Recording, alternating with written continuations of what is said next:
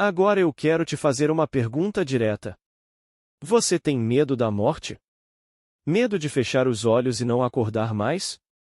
Talvez ninguém tenha te contado, mas a morte não existe.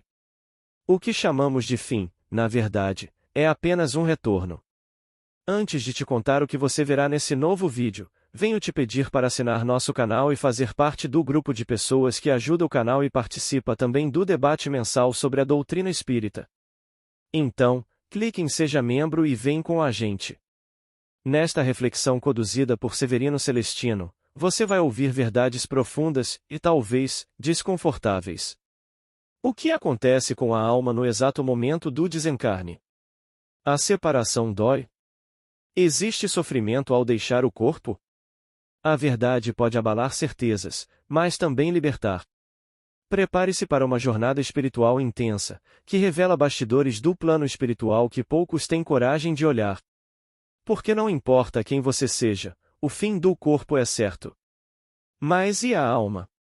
Neste vídeo, você vai entender o que o Espiritismo ensina sobre o cordão de prata, o perispírito e os diferentes tipos de morte. E mais, como nossas ações em vida influenciam diretamente o que vamos sentir do outro lado. Assista até o fim. Deixe que a verdade toque o seu coração. E se essa mensagem ressoar em você, compartilhe. Alguém pode estar precisando ouvir isso hoje. Nós agradecemos a Deus esta oportunidade e vamos conversar um pouquinho sobre a separação da alma e do corpo a partir da pergunta 154 do Livro dos Espíritos. A doutrina espírita ela é riquíssima em informações racionais, científicas, lógicas e, acima de tudo, confortadora e consoladora. Eu acho que é por isso que muitas religiões não gostam, ou às vezes não entendem ou não aceitam a doutrina espírita, porque ainda não conhecem o quanto ela é maravilhosa nesse ponto. Eu descobri algumas coisas depois que me tornei espírita, e a principal delas, para mim, foi que o espiritismo matou a morte. Quando Paulo diz na sua carta, ô morte, onde está o teu aguilhão, é exatamente isso.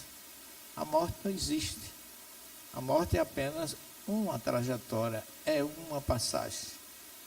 E como ela é apenas uma janela que se abre de uma dimensão para outra, ela diz que os mortos também não existem. Apenas o fenômeno que transforma a nossa vida física no corpo é transferido para uma outra dimensão. E como todo mundo tem medo da morte, e porque o medo é inversamente proporcional à certeza que você tem do outro lado, e também é proporcional àquilo que de bom você plantou aqui. Porque um dos princípios do progresso da doutrina espírita é a lei de causa e efeito. E a lei de causa e efeito é exatamente a colheita inviolável, pessoal, intransferível. Cada um tem sua impressão digital e espiritual, e cada um é perfeitamente identificado pela perfeita lei de Deus, que é a lei de causa e efeito, que eu acho que é a mais forte das leis, dos princípios da doutrina espírita. E Kardec trouxe, com o Espírito da Verdade, uma colaboração assim imprescindível para que a gente acabe com esse tabu, morreu, acabou-se, ou então acha que quem morre se acaba, é uma dor tão grande que a pessoa não suporta. E Kardec trouxe algumas informações hoje para que a gente possa trocar ideias com vocês, para facilitar o nosso entendimento e também a nossa forma natural de encarar a morte. A perda do corpo físico parece que seja alguma coisa assim que diz acabou o contato físico, mas o espiritual jamais. O amor nunca se acaba. O relacionamento, as energias trocadas entre dois seres que se amam, elas são eternas, elas são indestrutíveis. Os Espíritos vêm nos dizer que o amor, o sentimento, a saudade, faz parte do espírito, não é do corpo físico. Porque quem é médio vidente nunca vê o corpo que foi embora, veio o espírito que permaneceu, que morou naquele corpo, que habitou naquele corpo. Isso aqui é importante como informação para a gente começar a não ter tanto medo, porque se o medo ajudasse era uma beleza, a gente não morria. Mas não adianta ter medo que morre do mesmo jeito, com medo, sem medo, e apesar do medo, a gente tem que passar por essa janela que é pessoal. Vamos ver a pergunta aí, 154, que Kardec faz ao Espírito da Verdade.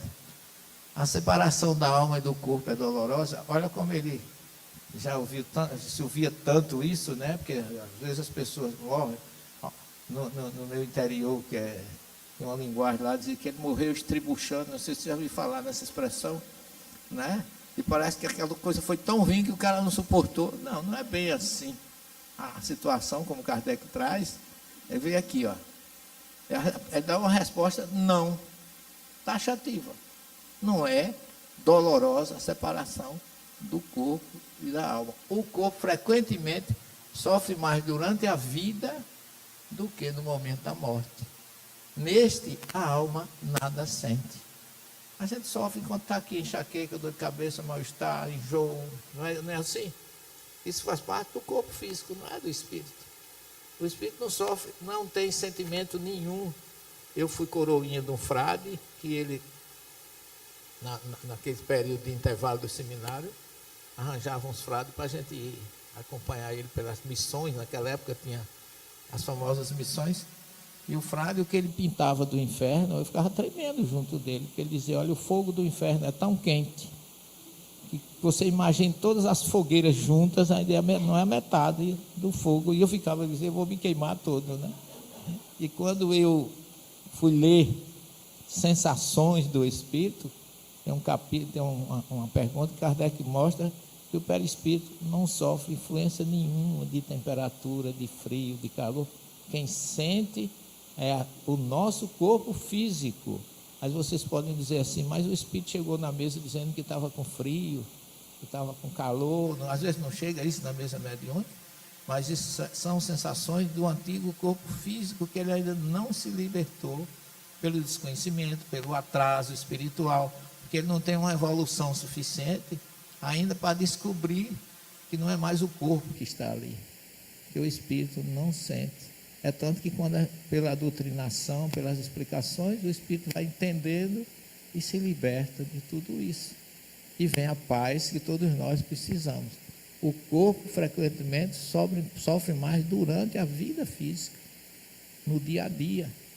Isso é que faz a gente sofrer. Mas no momento da morte, a alma nada sente. Então o espírito é apenas aquele que o passarinho que abriu a porta da gaiola e o espírito se libertou. Passa o próximo. Na questão 155, como se opera a separação da alma e do corpo? Olha como Kardec era. Primeiro, dói ou não dói? Não dói. Mas e como é que isso acontece? Rompido os laços que a retinham, ela se desprende. Que laço é esse? Há um laço que Salomão fala no livro Eclesiastes, ele chama de cordão de prata. No capítulo 12, versículo 6, se eu não me engano, diz assim, quando se rompe o cordão de prata, o corpo vai à terra e o espírito vai a Deus. A doutrina espírita chama esse cordão fluídico, que liga o perispírito, que é um ser semimaterial, não é imaterial, porque ainda é matéria, o perispírito, é uma matéria rarefeita, mas é ela que liga o espírito ao corpo. Rompeu esse laço, acabou, gente. Por isso que se recomenda, que hoje nem tanto, mas no passado, por causa de algumas doenças como catalepsia e outros, que a pessoa ficava imóvel, parecia que estava morto, muita gente foi enterrada viva. Mas hoje não, o recurso que já tem agora, desligou os aparelhos, acabou a vida. Acabou, porque o cordão de prata vai se romper e o espírito se desprende naturalmente. Não é uma coisa abrupta. A gente vai ver mais alguma informação nesse sentido? Pode passar. A 155A, Kardec pergunta assim: a separação se dá instantaneamente por brusca transição? Haverá alguma linha de demarcação, nitidamente traçada entre a vida e a morte? Não. Não há essa linha. A alma se desprende gradualmente. Não se escapa como um pássaro cativo a que se restituiu subitamente a liberdade. Aqueles dois estados se tocam e confundem, de sorte que o espírito se solta pouco a pouco dos laços que o prendiam. Esses laços se desatam, não se quebram. Não há um rompimento, não há bruto. Ele vai lentamente. E todas as noites, isso acontece com a gente. A gente morre todas as noites. Porque esse laço fluídico que liga o perispírito ao corpo, durante o sono do espírito, o espírito não descansa, viu, pessoal? O corpo precisa, ele não. Está sempre alerta. Enquanto a gente está dormindo, ele se desprende e sai naturalmente. E a gente não sente nada. Tem uma oração do judaísmo que chama Modeh Ani, que é eu agradeço. Essa oração diz assim: eu te agradeço, meu Senhor, porque por todas as manhãs, você que é Rei do Universo, é Deus da vida e eterno, todas as manhãs o Senhor devolve a minha alma ao meu corpo. Porque durante o sono a alma está desprendida. Então, quando a gente desperta, é porque Deus devolveu a nossa alma. E aí, essa oração diz assim: Rabá é munaterra. Grande é a tua fé. Essa é a última palavra, duas últimas palavras. Mas a fé de quem? Nossa ou de Deus? A fé de Deus. Sabe por quê? Porque Deus, mesmo conhecendo os nossos limites, mesmo sabendo que a gente vai receber essa alma de volta, que Ele poderia não devolver, mesmo sabendo que muitos não merecem, Ele confia e tem fé que a gente vai fazer bom uso naquele dia do Espírito que Ele devolveu ao nosso corpo. Essa é a primeira oração que todo judeu faz todos os dias. E que Jesus também orava isso todos os dias. Chama Modeh Ani, Modeh, eu agradeço. Eu te agradeço, Senhor, porque Tu permitiste que a minha alma voltasse ao seu corpo. E ainda, os estudiosos, aqueles que interpretam essa oração, eles dizem que ela é mais um alerta para nós, que a gente saber que todos os dias, na hora que o seu relógio toca, ou o seu despertador, seja o que for, que sua alma volta, Deus já estava trabalhando. Ele não para. E que a gente não deve nunca passar das 6 horas da manhã na cama. Se lembrar que aquele que é Rei do Universo está trabalhando. Eu não posso ficar deitado. Se Ele é Rei do Universo, está trabalhando, e eu, porque é que eu, marmanjo, vou ficar deitado? Então, isso é mais uma prova desses laços que a doutrina Kardec trouxe do Eclesiastes.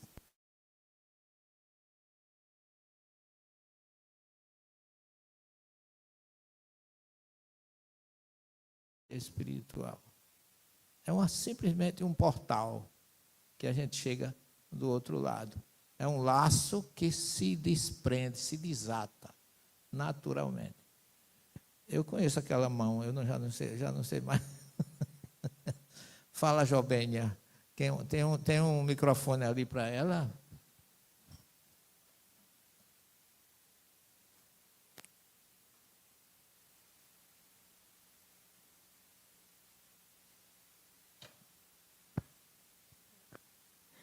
Oi, Sra. Severina, eu tenho 2 perguntas. A primeira é: quando é diagnosticada a morte cerebral, que o médico fala que não tem mais a possibilidade daquela vida voltar, daquela pessoa voltar à vida, porque já não existe atividade cerebral. Significa que esse fio, esse cordão de ouro, esse cordão de prata, ele foi rompido? De ouro tem que ser muito rico, viu, jovem? Mas tudo bem, diga. É de prata. Essa é a primeira pergunta. E a segunda pergunta é: o que explicaria a gente ter insônia, a gente não conseguir dormir, a gente não conseguir acalmar o nosso espírito e não conseguir dormir, e algumas pessoas, por exemplo, como eu, que precisa de medicamento para poder se desligar daqui da Terra, para poder descansar o nosso espírito? Tem algum significado espiritual que poderia esclarecer isso? Não poder dormir, vamos começar pela segunda pergunta. Geralmente é uma consequência da vida que você leva aqui. Ou agitação, ou problemas, ou de qualquer natureza. Mas essa agitação pode ter uma origem também espiritual. Pode ser que você ainda não esteja adaptado à vida, porque você sabe que as pessoas, a psicologia hoje trata muito a depressão com Rivotril e companhia limitada, que é uma consequência natural da tensão que a pessoa vive aqui. Mas muitas depressões muitas das depressões matinais, sobretudo, é que a pessoa, quando volta ao corpo, muitos têm amigos no mundo espiritual, e eles voltam durante o sono para a verdadeira vida, e quando eles despertam, eles sentem a ausência e a saudade daqueles que estão muito bem no mundo espiritual. E ele volta para ir trabalhar, fazer imposto de renda, passar por essas coisas que do lado de lá ninguém faz, né? Então, isso significa que o espírito luta muitas vezes para ir embora daqui, porque ele acha que ele inconscientemente ele acha que o lugar bom é o outro lado, e realmente deve ser maravilhoso, viu, pessoal? Imagina a gente não morrer mais, primeiro ponto, não morre mais. Acabou o imposto de renda, 2, né? E outras dificuldades que a gente tem, horário para se alimentar, deitar, tomar banho, acordar, começa tudo de novo, né? Essas coisas todas inerentes à vida física são coisas que a gente não tem mais absolutamente nenhuma responsabilidade. Então, esse mundo espiritual, esse sono, Jobênia, que a gente precisa ter, é uma forma de retornar ao mundo espiritual para rever os amigos, parentes e as pessoas amigas que a gente tem do lado de lá. Então, e segundo, não conseguir isso, pode ser plantações nossas, espiritual mesmo, e segundo, problemas, pode ser psíquicos ou até físicos, que a gente não pode atribuir tudo ao espírito, né? As questões espirituais. Nós produzimos, às vezes, muitas coisas, que aquele velho provérbio diz assim, é bom deitar no travesseiro e dormir sossegado, é uma conquista. Porque muita gente não dorme porque criou um problema que não lhe deixa dormir. Então, aí vai dar opção a uma mistura do material com o espiritual. Ok? Vamos para a próxima. Kardec comenta aqui o seguinte: durante a vida, o espírito se acha preso ao corpo pelo seu envoltório semimaterial, o perispírito, que é o cordão fluídico, o cordão de prata que a gente acabou de falar. A morte é a destruição do corpo somente, não a desse outro invólucro, que do corpo se separa quando cessa neste a vida orgânica. A observação demonstra que do instante da morte, o desprendimento do perispírito não se completa subitamente, que ao contrário, se opera gradualmente e com uma lentidão muito variável, conforme os indivíduos. Em uns é bastante rápido, podendo dizer-se que o momento da morte é mais ou menos da libertação. Em outros, naquele sobretudo cuja vida toda material e sensual, o desprendimento é muito menos rápido, durante algumas vezes dias, semanas e até meses, o que não implica existir no corpo a menor vitalidade, nem a possibilidade de voltar à vida, mas uma simples afinidade com o espírito, afinidade que guarda sempre proporção com a preponderância que durante a vida o espírito deu à matéria. Muita gente apegada à matéria física sofre, e dependendo da evolução da pessoa, dependendo da situação, ele fica preso ao corpo físico muito tempo. Como ele está dizendo aqui, meses, pode ser até anos, acompanhar toda a desintegração, dependendo da materialidade que aquela pessoa, aquele espírito teve, por atraso, por ligações a coisas materiais, e N outros problemas que são ainda muito mais sérios, que faz com que o espírito não se desligue com facilidade. E aí entra outras questões que tem muitos testemunhos, brigas de herança, às vezes os filhos estão brigando e o pai está ouvindo, assistindo a briga lá do mundo espiritual todinho, porque ele também não soube preparar a partida dele. Então tem muitas coisas que aí a gente poderia fazer um seminário, ou um debate, ou qualquer coisa nesse sentido, porque os casos, os exemplos são imensos, mostrando que mesmo o cordão rompido, o espírito fica lá, porque o cordão rompido ou não rompido dá vamos dizer assim, o significado ou a explicação do que a vida ainda continua. Se o cordão está ali, ainda há vida.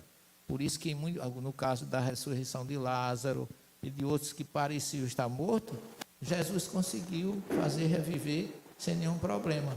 Porque lá no capítulo 14 da Gênesis, Kardec diz que se tiver uma célula sadia, viva, num corpo físico, pode haver reversão do problema, do processo.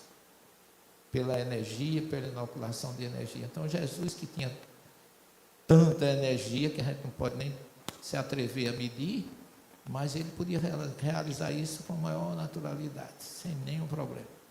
Porque energia não faltava. Professor, no caso, a primeira pergunta de Jobênia que ela falou foi no caso da morte cerebral. É que o senhor falou da segunda resposta.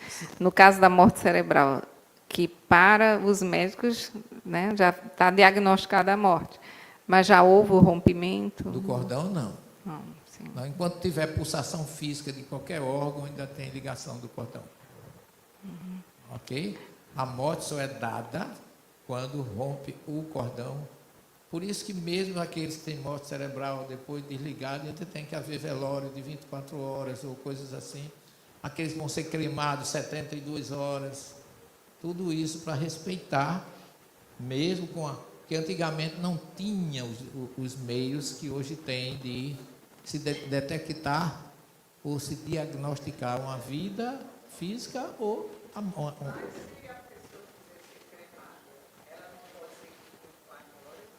Normalmente os crematórios são 3 dias, 72 horas depois. Deixa lá, faz o velório, deixa no ambiente e depois promove-se a cremação. Entendeu? E alguns ortodoxos mais ligados não aceitam a cremação. Aqueles que acreditam numa ressurreição física, porque acham que destrói um osso da coluna, que é quem promove a ressurreição. Mas é outra história, mas em princípio é isso aí. 72 horas é que faz o processo. E em relação a essas pessoas, popularmente... Só um minutinho, Fátima. Em relação a essas pessoas que popularmente existe a expressão, morreu dormindo. Uma pessoa que estava boa, sem doença aparente, e como é que fica essa questão o espírito? Aí foi embora mesmo. Se, nesse caso que a gente chama morte súbita. Morte súbita, exatamente. Né? Foi Aí, dormir e não acordou. Aí entra o infarto, entra o colapso, entra uma porção de coisa.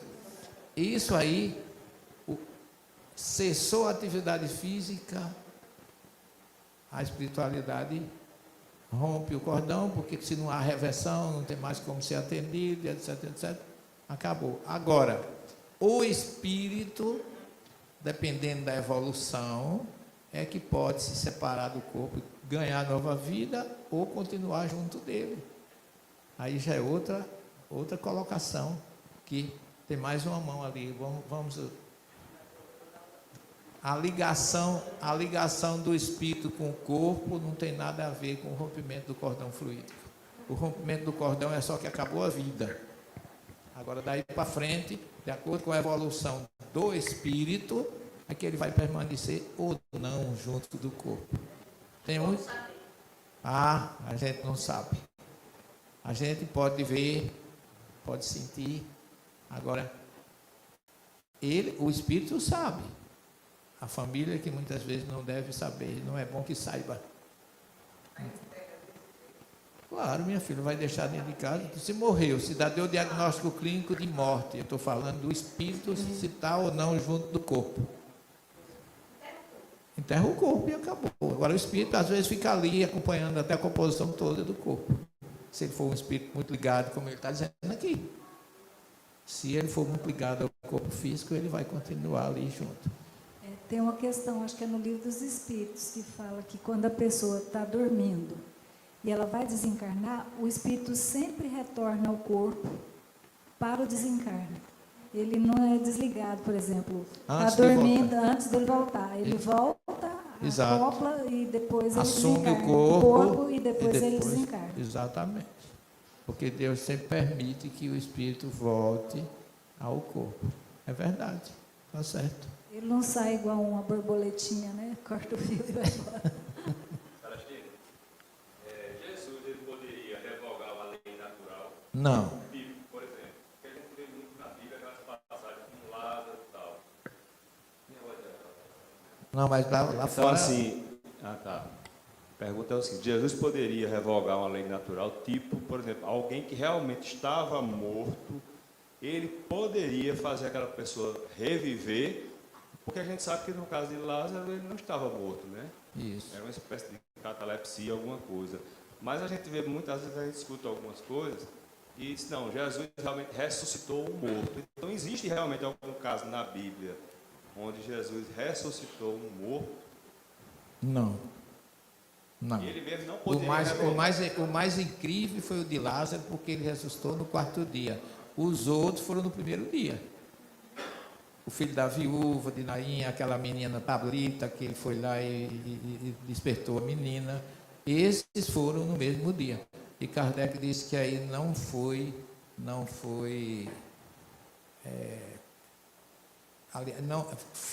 ressurreição e não reencarnação. Ele disse que na ressurreição o espírito volta ao mesmo corpo que ele habitava, que foi o caso desse. Não, Jesus disse que não veio destruir a Torá nem os profetas, não veio revogar lei nenhuma. O que aconteceu, segundo diz Kardec na Gênesis, é pelo nosso desconhecimento, coisas que a gente ainda não conhece, que a ciência está descobrindo hoje, o processo foi um processo natural. Mas se ele quisesse, ele poderia fazer isso? Não. Ou ele teria que seguir uma lei? Jesus, como governador do planeta Terra, ele poderia fazer qualquer coisa, só que ele não queria revogar leis divinas, porque não era o seu papel, não havia necessidade disso. Mas ele podia fazer qualquer coisa.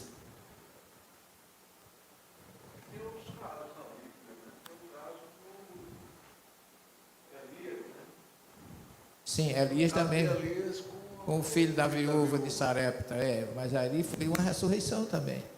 Mas o menino não estava morto, tá certo? Ele estava dormindo. Paulo com Eutico também, está lá em Alexandria de Trode, ele ressuscitou Eutico. Pedro também. Mas todos eram casos em que não estavam, vamos dizer assim, ainda não havia sido quebrado, cortado o laço do cordão, do fio de prata ou cordão fluídico. No caso de Lázaro, a história diz que ele já estava sepultado há dias. 4 dias. Mas a ciência mostra que em algumas catalepsias a pessoa pode ficar uma semana como morto.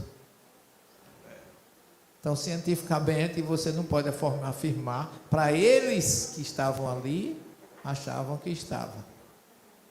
Entendeu, Jacques? Mas, cientificamente, havia possibilidade hoje, como o Espiritismo segue a ciência, de saber que aquele espírito ainda estava num estado letárgico, cataléptico. Ok? Vamos para o próximo.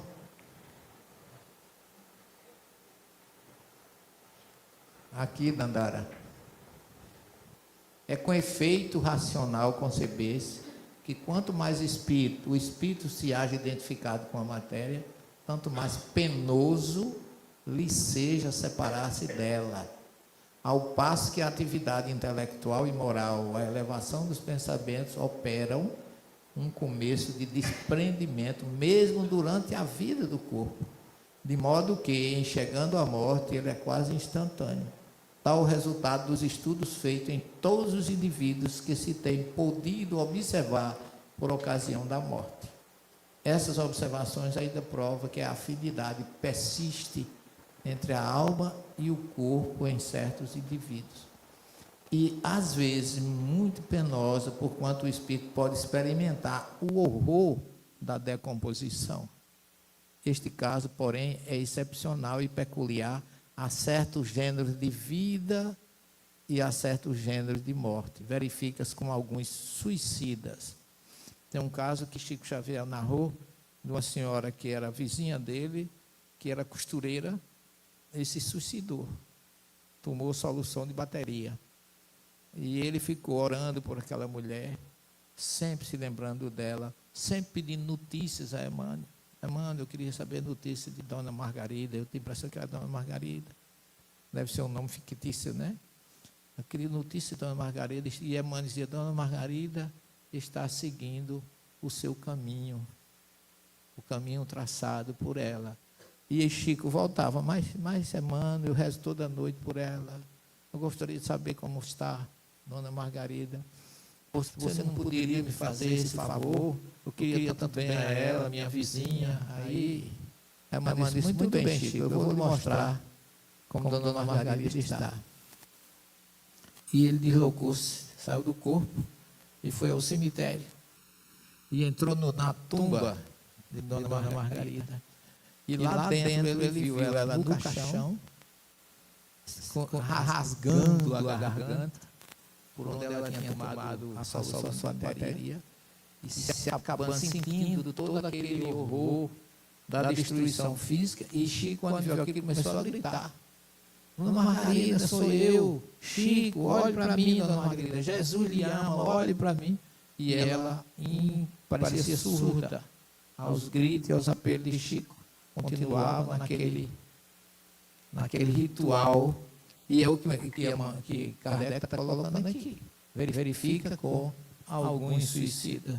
Porque o suicida ele destruiu não só a possibilidade de crescer, de realizar uma encarnação que ele veio para cumprir, por exemplo, vamos dizer 60 anos, 50, e se ele tirou a vida com 30, ele vai passar os 20 anos ouvindo o disparo, se suicidou, rasgando a garganta, como Dona Margarida na solução da bateria. Isso não significa que estejam perdidos. Não. Esses espíritos vão reencarnar agora com sequelas, com problemas de locomoção, de fonação, compatível com o estrago que ele causou no seu perispírito durante o suicídio. Então, não é uma punição. Deus não está punindo. Ele está colhendo o que plantou para poder ter condições de recomeçar de onde falhou. Passa o próximo.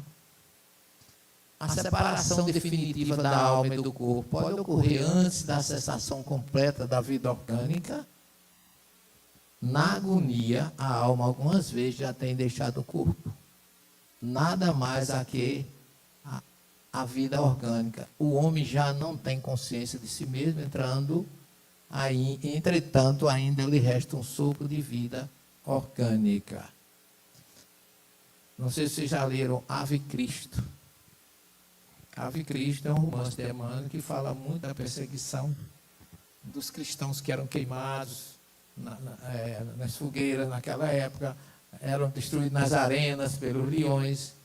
E Emmanuel narra que aqueles espíritos que iam ser queimados, que eles colocavam aquele azeite para formar ele, como narra o historiador Tácito, ele diz que os cristãos eram tochas humanas nas noites, naquele sacrifício que faziam. E Emmanuel diz que aqueles espíritos, quando eles ateavam fogo, o espírito já não estava mais ali. A espiritualidade vinha e removia o espírito, que ele não sofria absolutamente nada. Então, isso aí mostra exatamente que a vida orgânica cessa no momento que o espírito é. Aquele fogo chegou para queimar vamos dizer assim, um corpo de carne e não mais levar nenhuma sensação ao espírito. Espera aí que tem mais duas ali.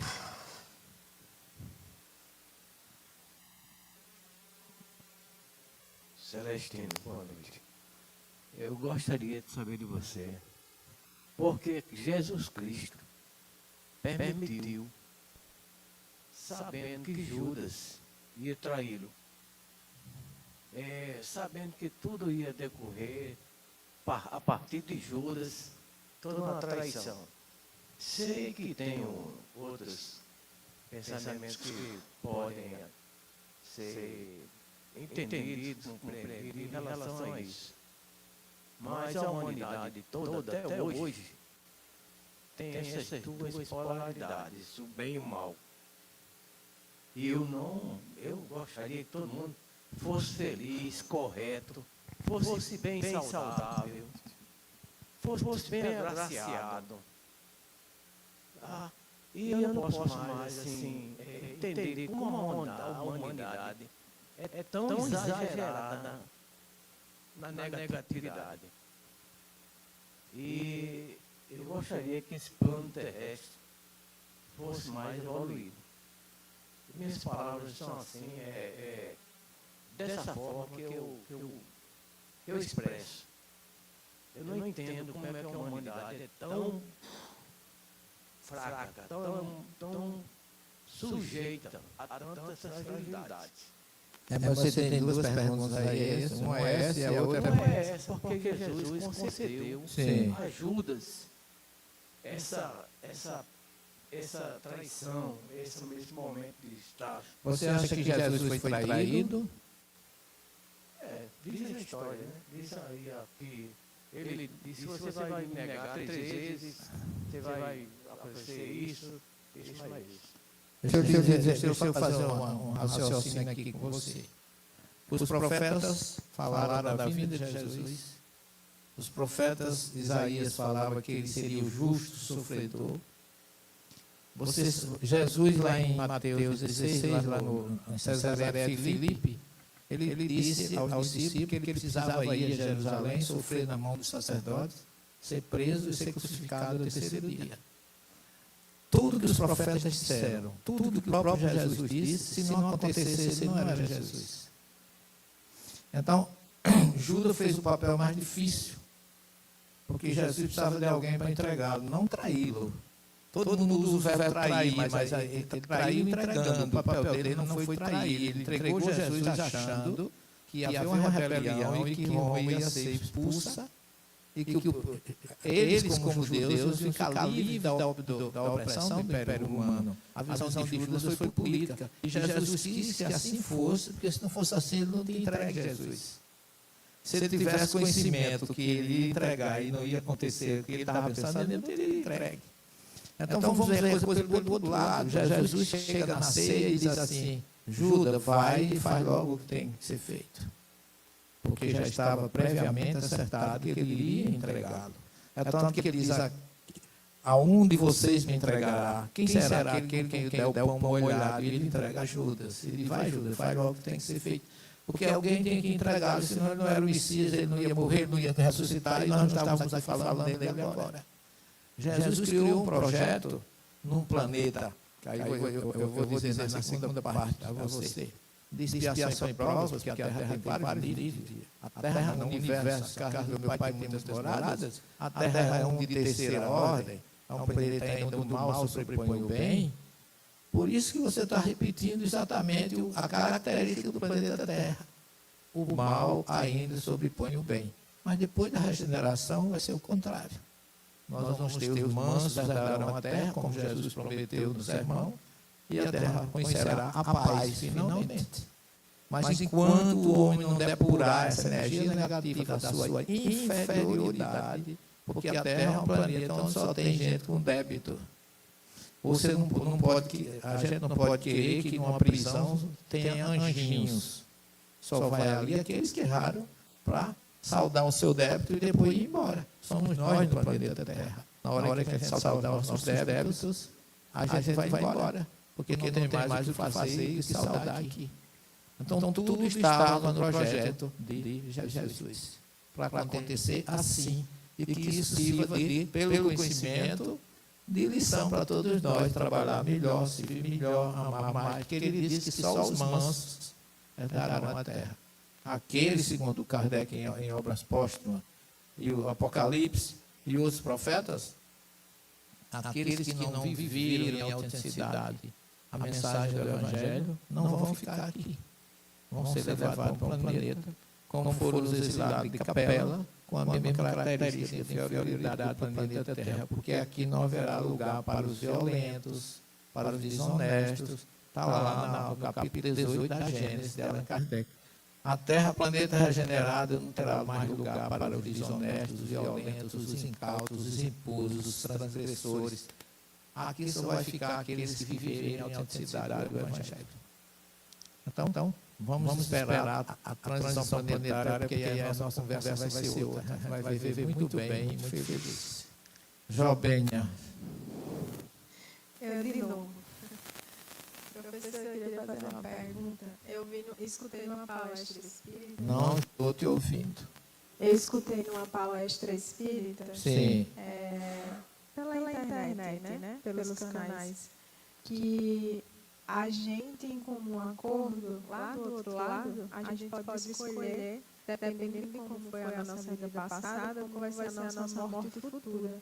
Eu queria saber se isso realmente procede, se a gente pode realmente escolher o modo como vai morrer, o modo como vai desencarnar. Tudo depende da nossa evolução espiritual. De acordo com a medida que a gente for galgando posições evolutivas, a gente vai ter, não é direito, a gente vai ter o privilégio, o que nós plantamos, de poder escolher a nossa família. A gente tem mania de dizer assim, eu não escolhi para vir filho de ninguém. Pelo contrário, nós só viemos porque escolhemos. Quando a gente tem o direito. Agora, às vezes, você mesmo sem ter o direito, Deus lhe coloca numa família equilibrada para você servir aquela família de escola para você. Porque mesmo você não acompanhando a evolução e a harmonia da família, como Alexandre, nosso lar, naquela novela, mesmo não fazendo o que a família orientou, mas você já sabe o que é uma família equilibrada. Quando você despertar, você vai saber como viver bem. Então, realmente, à medida que a gente evolui, a gente vai ter mais escolhas e melhores opções. Se no mundo da regeneração, a gente reencarna rapidamente, vai e volta mais vezes, e já numa outra situação. Então, vamos trabalhar enquanto a gente está aqui, para a gente chegar lá e não precisar demorar tanto para voltar, e nem voltar no planeta como a gente está hoje, com essas coisas tudo para fazer, e ainda reclamando, mas mesmo assim, graças a Deus, ninguém gosta da vida que leva, mas ninguém quer morrer. Todo mundo quer ficar por aqui, não é?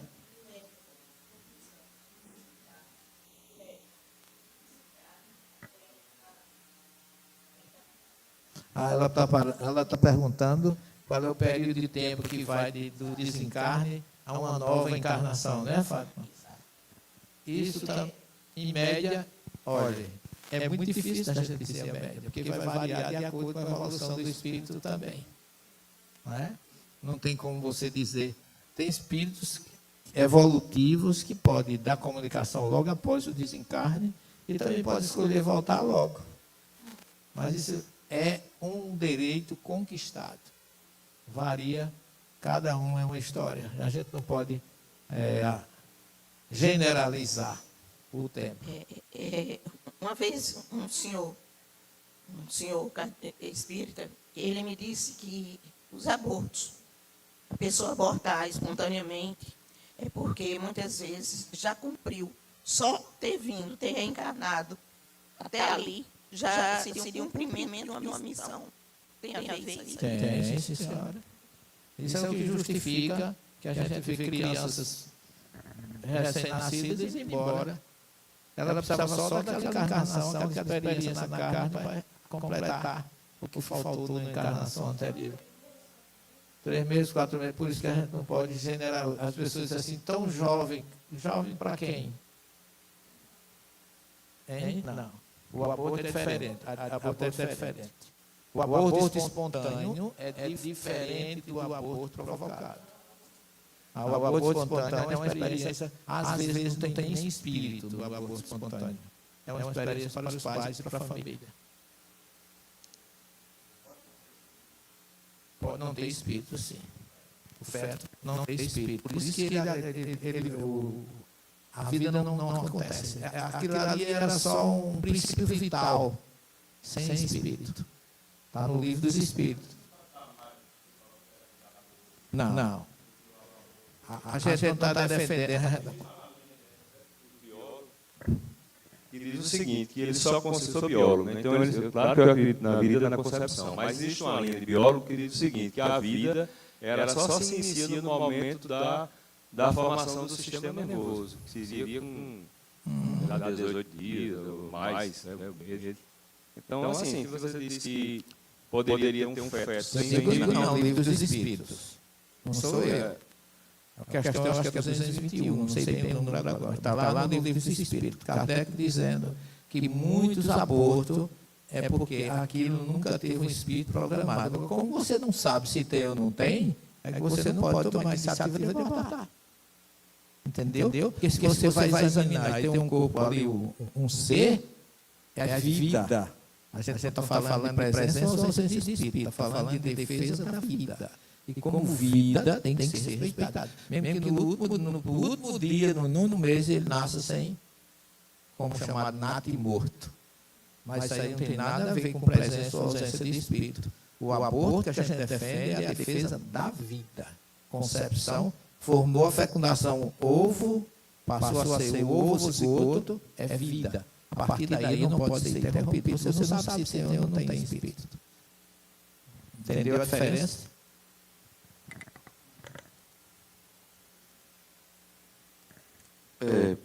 Professor, como o senhor sabe, a gente dá um bando do candomblé, a gente tem os espíritos do mar, que moram dentro do mar, as falanges das matas, enfim. Aí eu pergunto, eu tenho ouvido falar que existem planetas também semelhantes ao nosso, de terceira categoria. Eu não sei se o senhor está tendo conhecimento disso, senhor, que é atualizado. O senhor confirma isso? Por exemplo, você pode reencarnar num planeta semelhante ao nosso. Claro, respeitando a evolução de cada espírito. Perfeitamente. Na casa das moradas, não sou eu que estou dizendo, é Jesus que está dizendo. Não pode ter planetas com a atmosfera semelhante ao do nosso. Porque aqui nós seria o único nessa condição. E existem espíritos até em planetas que não têm nem vida física semelhante a nós. Os espíritos estão em todo canto, até nas explosões solares tem espíritos. Todos os fenômenos da natureza são realizados pelos espíritos. Então, eles estão em toda parte. Organizadamente, como na Terra, somos nós que estamos numa categoria de planeta de terceira ordem, onde o mal sobrepõe o bem, com essa característica do perispírito que era criado de acordo com a atmosfera do planeta. Se a gente vier alguém aqui sem pulmão, sem coração, sem esse sistema físico que é o do planeta Terra, não vai sobreviver. Da mesma forma, se a gente for para um outro planeta que tem outra característica atmosférica, a gente também não vai viver fisicamente. Mas o espírito sobrevive. Ele estagia em qualquer planeta. Ele é livre para isso. Agora imagine que a sua última noite de vida chegou. Você dorme e não acorda mais. O que você gostaria de ter feito diferente? Essa é a pergunta que Severino Celestino nos deixa no ar. Porque a morte, ao contrário do que parece, não vem para destruir. Ela vem para revelar. Revelar quem você realmente é. O que construiu. O que está levando consigo. A separação da alma e do corpo pode ser leve como um sopro ou pesada como correntes invisíveis. Depende da consciência, da moral, do que você cultivou. Muitos espíritos despertam no mundo espiritual confusos, presos, revoltados. Outros são acolhidos com doçura e paz. E a diferença está no agora. No que você escolhe viver e ser. Então, ao invés de temer a morte, se prepara. Fortalece tua luz. Ama mais. Perdoa mais. Se liberta do que não faz sentido. Porque morrer em paz é privilégio de quem viveu com verdade. Se essa mensagem tocou você, deixe seu comentário. Compartilhe com alguém que precisa ouvir isso. E se inscreva para seguir com a gente nessa jornada de transformação espiritual. Seja membro do canal também, e tenha acesso a vídeos exclusivos e a nossa reunião mensal de debate sobre temas da doutrina espírita.